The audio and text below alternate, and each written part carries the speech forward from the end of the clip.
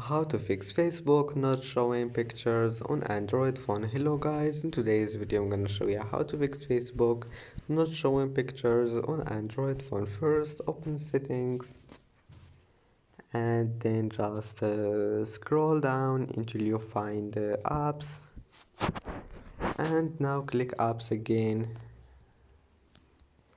and here just type Facebook and then click on it. Now check this one here, data usage, check background data. If you found it like that, enable it and then go to storage, clear cache, and then click for stop. And that's it. Now just go back and try again and your problem must be fixed. And that's it for today's video. Don't forget to like and subscribe, and see you in the next video.